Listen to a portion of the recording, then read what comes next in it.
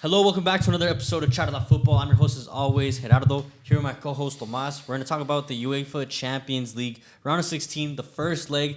We got a lot of surprises. Galatasaray beating Liverpool, Spurs getting their asses fucking handed to them by Atletico. Who else? Real Madrid beating Manchester City, and honestly, I would have thought Manchester City would have won away from home. But before we get into everything, make sure you guys subscribe, like, check all the platform links down below. So let's start off with all the games that just happened today. Today's Wednesday, the time of recording. We'll probably be posting this tomorrow, Thursday. But Real Madrid versus Man City, which was probably the biggest matchup of today, Wednesday. And Madrid completely gave bell to ass versus Man City. Honestly, like I said, I expected Manchester City to put up a much better performance, especially against Real Madrid, who have been very shaky, especially defensively. But, bro, what the fuck happened to Manchester City? It's like they didn't show up to the Santiago Bernabeu at all. What happened to Man City, I believe at least, was that Madrid prepared themselves to play City, while City just prepared themselves to play. Mm-hmm. You know, City went out there trying to do their game, and Real Madrid was prepared to counter everything that City did. Yeah, and they did. I mean, that's basically how all three goals came from. Pretty much, they set themselves up through. Lost possession, especially on the wings.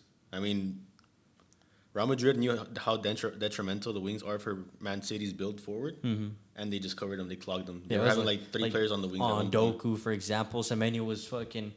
Kept quiet. Haaland didn't do anything throughout the match as well. Like, most of the creative players and obviously the deadliest striker in all of the Premier League were just kept quiet because Real Madrid defensively, bro, they were sitting deep. Or they didn't care to sit back and then hit Man City on the counter, and that's where really they took advantage. That's where all three goals came from. Really, it wasn't like them keeping possession of the ball or having most possession throughout the game. It was just finding the right moments to strike, which is kind of what we're used to from a Real Madrid team, pretty much. Specifically in the Ancelotti era. I know Ancelotti's not there anymore. Yeah. But that's what we saw from him. You know, in the Champions League that he won 2 seasons ago, was pretty much that. Counter-attacking style football. Yeah, and Arbeloa's team. I mean, there was a lot of question marks from the starting 11. He had like one or two players from the cantera. Ferland Mendy, I think, also got the start at the left back position. Like, some players that were just questionable in the starting 11 overall. But they played a perfect game, and Valverde, bro, he was the fucking man of the match. I don't think he's ever scored a hat trick. I think this is his first hat trick, especially in the Champions League. He's only the second Uruguayo to score a hat trick in the Champions League. And I think the last player to score a hat trick in the Champions League as well was Kylian Mbappe just last year against Man City as well. So a lot of crazy stuff happened, but Valverde, bro, that was like an impeccable hat trick, almost a perfect hat trick. That's the last goal specifically was nice. The way he chipped it over Marguehi and then volleys it like right inside of the box. I mean, it looked like it looked like men versus boys essentially. Like, Man City just never showed up, and Real Madrid just knew what they were playing. Like how you said, they just knew that they were gonna face Manchester City. It was just overall an impeccable performance. Yeah, now I don't know how Pep is going to react to this because he doesn't know how to play based on tactics. You know. What do you mean? Every time he's down to a team that's better than him tactically, he's lost. Mm-hmm. There's not been one match where he's actually played tactics, saving that game versus Atleti about 3 years ago, the semifinal versus Atleti, where he changes up his tactics and he plays Atleti defensively. Mm-hmm. I haven't seen Pep change up his tactics since then. I don't know what he's going to do, because what now has to happen is that Man City has to play how they know how to play. Yeah. But we saw what happened when they did that. What happened today, pretty much, you know? So it's like City's going to have the ball. Real Madrid's going to counter. It's pretty much another 90 minutes of what we just saw. Yeah. Now, the difference is that it's in the Etihad. So you have the home support. They have the home support, but we have to be realistic. City fans aren't putting on that pressure like people at the Santiago Bernabeu, for example. Yeah, exactly. Santiago Bernabeu, or even any top 5 team in Europe right now, other than City, has a more solid fan base than City. Yeah. Like, it's not going to be the most hostile environment. Exactly. What you're trying to say. It's going to be, I think, obviously it gives Manchester City the edge being at home. Looking back at the 90 minutes, Vinicius' missed penalty obviously could bite them back in the ass if, for example, Manchester City within the first 15 minutes of the game get a lead, in those first 15 minutes, and then from there, everything might swing in Manchester City's favor. The only thing, it's not like Man City didn't have their chances. Courtois pulled off some amazing saves, but the thing with Manchester City is just defensively, pretty much. Being able to lock down a very dangerous Real Madrid team who without Rodrigo, without Kylian Mbappe, without Jude Bellingham, can still provide a lot of threat with Brahim Diaz, and we saw with Valverde, with Vinicius as well, as being able to contain those guys. How do you contain those guys? You keep them off of the ball. Don't let them get the ball, and you squeeze them hard, pretty much. The thing is, if they're already in a defensive manner, how do you squeeze them even more? Mm-hmm. It just happens what happens today. Man City goes up, they try to close spaces, a space opens up, and then it's Vinny or Rodrigo, making a run in, or even Valverde now. Yeah, it was Valverde today. Everything came through Valverde. I mean, to be fair, like for that first goal, it was just a Hail Mary fucking pass from Courtois, bro. That ball. Valverde was surprisingly on the sideline. He was playing like right wing. He was playing right wing. Yeah. I mean, Valverde is that kind of player that can play any position, and he plays it, pretty well. Above average for the most part. He can play left wing, right back, center back, midfield, and he's just an overall complete player. But what he did for those 3 goals was just fucking spectacular. It's just something that you don't really see often. Let's go to Leverkusen versus Arsenal real quick. Now, obviously not the most attractive of games. It was a lot of, I think Leverkusen had most of the possession. They did tie 1-1. Leverkusen had the opportunity. I think they scored from a corner kick. They were up 1-0 most of the match. And then in the last minute of the match, Noni Madueke gets taken down. A very harsh penalty call, to be honest. I don't know if it was a penalty. Did you see the replay of that penalty? It was Malik Tillman. He reaches in for the ball, doesn't touch the ball. He does touch the man, but with his body on the way down. So obviously it was just kind of iffy.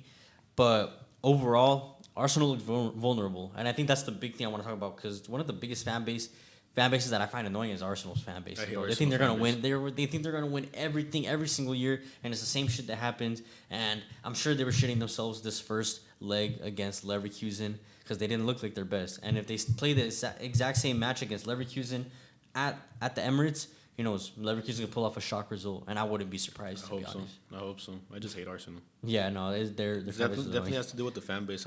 I've never hated the club. I think the club, is a pretty big club in Europe. Yeah, it's just the fan base. It's the fan base. I hate the fan base. I can admit Arsenal's a big club, but if I'm in front of an Arsenal fan, I would never admit it. I think that's what bothers me most is that they think they're a big club, but what have they won? Exactly. Besides a few Premier Leagues, they haven't won a Champions League. And then they bring you up the 2006 Barcelona with Thierry Henry. Yeah. And they act like it was an accomplishment to make it to the Champions League final. Bro, we're talking about 2026. And I feel like the same shit's going to happen to Arsenal. I feel like maybe they might not crash out versus Leverkusen. At home, it's going to be sweaty. It's going to be a 1-0 corner kick win. Who knows? But once they get to the next round versus potentially a Barcelona or an Atletico Madrid or whoever it is, that's where they're probably going to bow out quarterfinals. Yeah, I'm sorry, Arsenal fans. That's pretty much it. Leverkusen can pull off the surprise. I just don't see from where. They have a well-organized team, but today, if it wasn't for that set piece, they weren't getting through that Arsenal defense, bro. Unfortunately. Listen, it's in a similar manner. They hold Arsenal whole game 0-0, and then at the last minute they score. Yeah. I mean, it's possible, bro. Anything really is possible. Let me know what you guys think. Leverkusen or Arsenal. Arsenal fans, don't give us no shit, because, what we're talking about is true. Because you guys get it. Next up, let's go to Bodo Glimt versus Sporting. Now, I'll be straight up. I don't watch the 90 minutes, but what I know about Bodo Glimt is they play probably some of the most attractive football in all of Europe at the moment. They've beaten the likes of Atletico Madrid at the Metropolitano. They've beaten Inter Milan twice, one at home, one at the San Siro. They've beaten Manchester City away from home at the Etihad as well. And now they beat Sporting, who I know is not the biggest team out of the other teams I just mentioned, but Sporting put up a pretty decent Champions League performance. They didn't have to play a knockout playoff match pretty much to get into the Champions League. They qualified automatically, I think in 8th place. But bro, Bodo Glimt put on an absolute show. Straight belt to ass. Bodo Glimt, in my opinion, are probably the team that played the most attractive style of football. Could be. It could be the most, how would I say, the strongest team in terms of their own core. Mm-hmm. They don't have a big player that they signed over the summer. They don't have players that they even developed. They have all Norwegian players that play for the badge, that love what they're doing, that are just happy to be there. And they're just literally Vibes FC, bro. They're deadass just relying on vibes to get through. And I actually saw something on Twitter, said that they had hired someone, a psychologist, but he used to fight in wars, someone from either the Norwegian military or Ukrainian military, some military psychologist to help implement like something in their mind that helps them believe that they're able to win the Champions League. And since they hired that person, they've won nothing. Like they've gone like undefeated pretty much in the Champions League specifically. So these guys, whatever they're doing off the field and on the field is obviously working. And honestly, I feel like this is one of the most beautiful stories in the Champions League since 2019 Ajax. That's what I was thinking. I think they play similar to the Ajax team. Yeah, but I feel like what's the most different is that obviously Ajax is a big club historically is a big club versus Bodo Glimt. Like this is not to be sound fucked up, but they're nobody in the world of Champions League level football. They just started playing Champions League level football.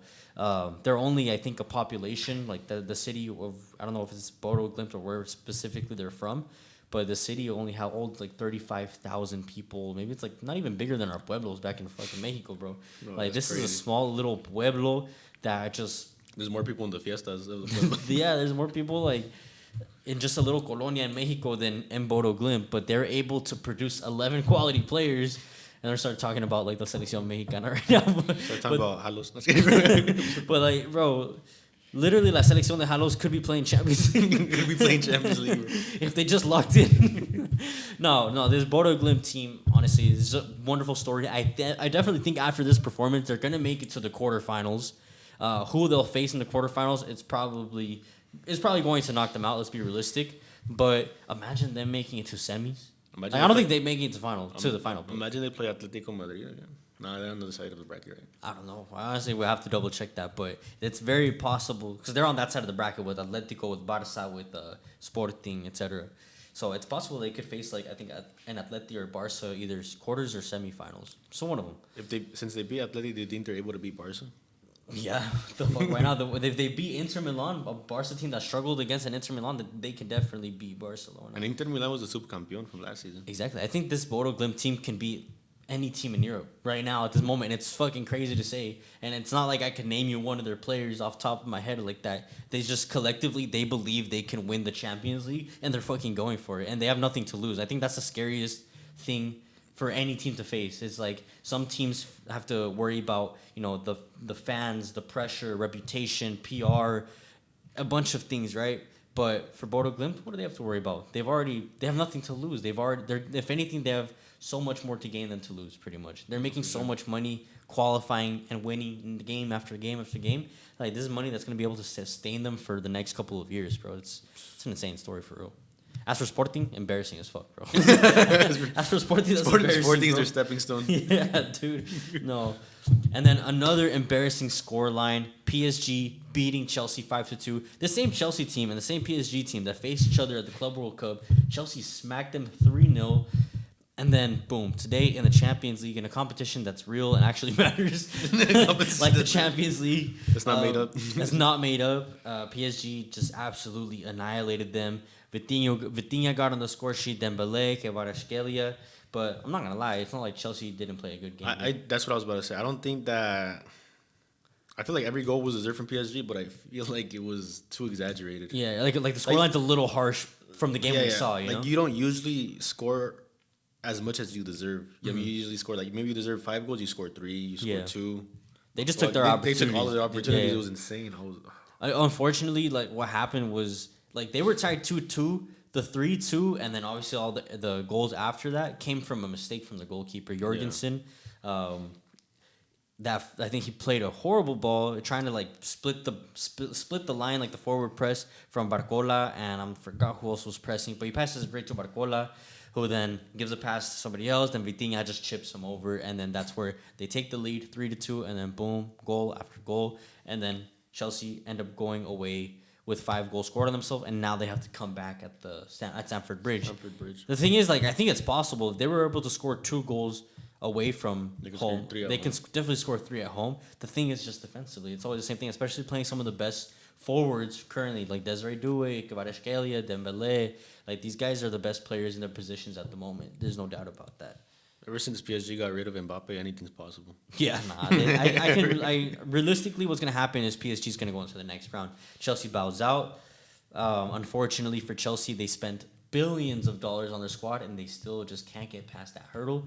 But I mean, it's a young team. They're gonna have a lot of more opportunities. They won the Club World Cup, so I guess that means something. But in the Champions League, where it matters most, especially in the round 16, I think it's kind of sad to bow out so early for such an expensive team. But it is what it is. Now, let's move to the Wednesday matches. Let's start off with, I think, the biggest surprise, the Galatasaray game, where Galatasaray beat Liverpool.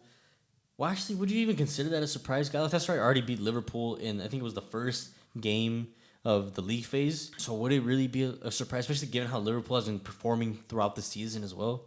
I feel like it's still a surprise because Liverpool's still Liverpool. Yeah, they're still a big team. We're still a big team. And I think, the scoreline was, 1-0? Yeah, it's 1-0. Obviously, at Anfield, I mean, that's nothing for them definitely flip. Yeah. But just given the way Arne Slot's team has been performing, it's going to be a difficult match, especially because Galatasaray has a few ballers, Victor Osimhen, Lamina, Lamine. They have Gundogan. They have players with experience as well on their bench. So overall, they have a very decent squad. They can definitely... I mean, they knocked out Juventus away from home as well. But this is not the same lead that they had against Juventus. I think against Juventus, they had a 3-0 lead or something like that. And now against Liverpool, they only have a 1-0 lead. This is not something they're going to be able to hold on to. They're going to have to play against Liverpool at Anfield. They're going to have to come out and actually put on a decent performance. Another surprise from Tuesday's matches, this one, Atletico versus Spurs. I don't think the surprise is the loss. I think it's just more so the performance from Tottenham Hotspurs. Those first 20 minutes, bro, I just felt bad for the goalkeeper, Kinski. He came from Slavia Prague, I think, last season, and debuts in the Champions League. First match under, Spurs in the Champions League, which, first of all, I don't understand the reasoning as to why he would start a Champions League round of 16. If, first off, he's never played a Champions League game ever, and their starting goalkeeper, Vicario, has been playing, the Champions League matches. So that was already questionable as it is. But then, unfortunately, just committing 2 errors in the first half and then getting scored on 3 times in the first half. Was it 3 or 4 times they got scored on the first half? It was 3, no? Yeah, I think it was 3. And then they subbed on Vicario after.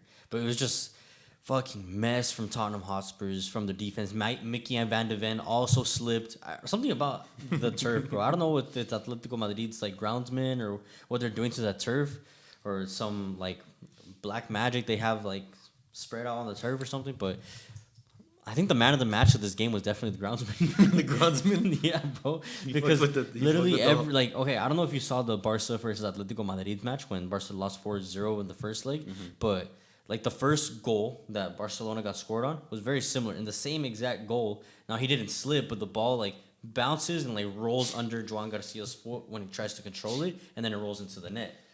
Well, Joan Garcia's kind of preparing for the second bounce. Yeah, and it just goes up and it goes I don't know if it's Joan Garcia or if it's on the pitch. But then after seeing 3 slips in the same side of the pitch in this match against Spurs, obviously the goalkeeper made 2 howlers, 2 missed kicks, but also is it on the pitch? And then Mickey Van de Ven slipping, and then Griezmann gets his goal from there. It's just it's kind of questionable from the pitch. A lot of people have been talking about it too. Is Atletico just used to playing on that type of field now? I mean, because they're not slipping they weren't slipping yet. There was moments where some of the players did slip, but I'm sure they're a lot more accustomed to playing on that pitch. I don't know. Maybe it's something that FIFA and UEFA are gonna have to take a look at, bro. I don't know. They're gonna have to uneven field, an uneven field. They're fucking putting whatever they put. They put grease and stuff on their grass. I don't know, bro. But overall, yeah, it was a very unfortunate result for Spurs. As for Spurs, they're fighting relegation in the Premier League. Obviously, they're not gonna come back versus Atletico. What is so if Spurs somehow come back, make it to the final, win it, and get relegated, bro. Would they be the first championship team to play a Champions League? Well, I wonder how that would work. Actually, let me know in the comments if you guys know how that would work. If a championship team can even play in the Champions League. Crazy. Because bro, I mean, it's a possibility. I'm not saying it's gonna happen, but it's it's 1% chance, 99% faith. How Neymar said. Now let's move on to Newcastle versus Barcelona. I thought this was gonna be the big match of Tuesday's matches, but it kind of fell short. Newcastle, they took the lead in the very final few minutes of the match. It was in the 86, 87 minute, a goal from Harvey Barnes.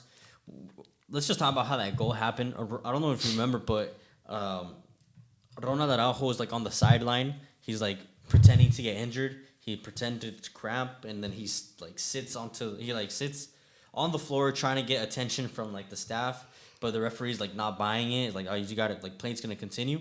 So play continues, and then just a minute later, the goal ends up where Ronald Araujo should have been, and then fucking Newcastle take the lead. And I'm sure a lot of Barca fans are probably thinking to themselves, we still hate him. Like, yeah, what the fuck? This guy has to go back to the wall or something. To the wall. Has to go back to kiss the wall, bro, because that shit did not work, bro. Bro was praying to BB. No, dude, it's like the same. Like, it's just like little lacks of concentration in Araujo that, as the captain of Barcelona, such a big institution, you just can't be doing. You can't be pulling off that shit where you're like laying down, pretending to cramp. Like, I don't know if you remember like a specific clip of Puyol and Piqué where like he gets hit by like a watch or like a lighter, and he's like grabbing his arm or his hand, and then Puyol just grabs it, throws it, like fucking pushes him back into the field, like continue to play. But that's where someone else should have came in, like a real captain, like should have came in, like Pedri or fucking, I don't know, Lewandowski, whoever was still on the pitch at the moment, like grabbed him by the fucking shirt, pulled him back into defense,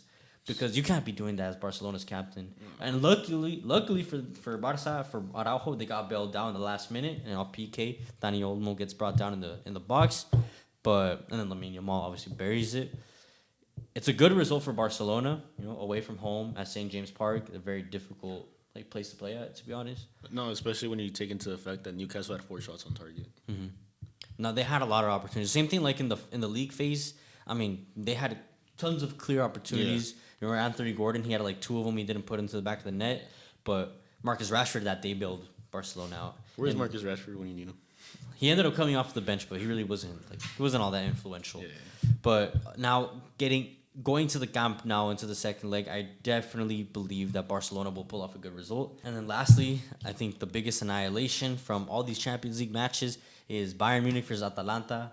Bayern playing away from home in Italy, and bro, it was 6-0, I think, by like it was not needed, like 60th minute or something. Like, it was like Bayern Munich are probably, I mean, they're always a scary team to play against. Like, they just have that German mentality. They just keep going. Under Vincent Kompany last season, they didn't look all that intimidating, but this season, bro, with Luis Diaz, with Nicholas Jackson and Harry Kane and Michael Olise, all these big signings that they got throughout the summer, bro, like, they look like they're ready to make it to the final, and I mean, I don't really see anybody can stop them. And I know I said Bodo Glimt is one of the best teams who play, football, but I think Bayern Munich is definitely up there as well. I still don't understand how Luis Diaz ended up at Bayern Munich, being at Liverpool. How they let him go to like such a big rival. Yeah, I mean, it's just Liverpool probably ruined him, or he just wasn't used to, wasn't happy with the whatever was going on. Whatever, I mean, the weather's similar weather. Yeah, I guess I was gonna say the weather, but like I'm sure Germany isn't all that, like beaches and stuff. Like, I get it. I get leaving to Spain for the weather, and especially for the language for Latin Americans. Yeah. But for going to Germany, even more difficult, Oh, yeah. But I'm sure he's living like King. Obviously, he's playing well. But I think their biggest signing was Olise, bro. He's an absolute baller. Like, from the right wing, he had a goal in this game, but he's just like with his left, with his right, and he plays that nonchalant gimmick, which low key is kind of annoying. He doesn't really care. But no, he's just an overall good player, and pisses me off. In every position, they just have good players, bro. And I think really Bayern Munich can do something in this Champions League. As for Atalanta, bro, that was embarrassing. Getting scored on 6 times, it's unbelievable, and it shouldn't be happening, especially for an institution like Atalanta, who in the past few years, I mean, they made it to the Europa League final just like 2 years ago. They won the Europa League final versus an undefeated Bayer Leverkusen team, and now just 2 seasons after, boom, it's like they're a shadow of themselves. I guess that's what happens to most of like the teams that do well, like one season wonder teams. They get picked apart like nothing. But yeah, I mean, do you think Atalanta comes back in Germany? Is the water wet? No. You're like, yes, absolutely. Bayern Munich definitely will. Nah, that's easy. Now going to the next round, I think the only possible comeback that I see is Leverkusen and Liverpool. Out of all the teams that have left with the deficit in this first leg, I think just Leverkusen and I think City comes back. And Liverpool. City can't come back, but bro, it's just like keeping Real Madrid from scoring. That's the thing. Yeah, City can score 3 goals, but then they'll probably also concede 1. But, I mean, I guess we'll see. The City, okay, so I'll give you City. City's probable. And I would put it on Vinny's fault if he didn't. Like, if he had scored that penalty, bro, like that. I feel like this game was just, it felt so coincidental. Like, it felt like too many... Like, too many things went wrong for Man City. Too many things went wrong for Man City. Too many things went perfect for Real Madrid. Especially given the form that both teams were kind of going into this match. Exactly. I know Man City haven't been playing the best, but Real Madrid have been playing even worse. You know, they had just lost against Getafe at the weekend, like 1 or 2-0, I think. But I feel like something that, at least I've seen Florentino Perez in interviews that inputs into his players, you know, he's the owner, is that the league is one thing and the Champions League is something completely separate. Yeah. He said it many times, you know, a performance over the weekend should not affect your performance midweek. Mm-hmm. Which is really, I mean, we've seen it in Madrid. They've gotten 3rd, 4th in Liga, and they won the whole thing. Yeah, in Champions League. They're just a Champions League level club. They're the team.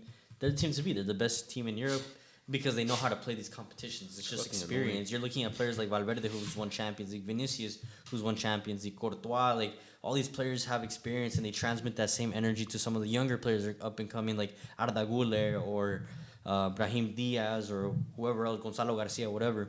Nah, this team is stacked, bro. If you guys want to see more Champions League content, make sure you guys leave a comment, please. If not, then we'll just stick to Mexican soccer. Yeah, make sure to subscribe, check all the platform links down below. We'll see you guys on the next one. Peace out.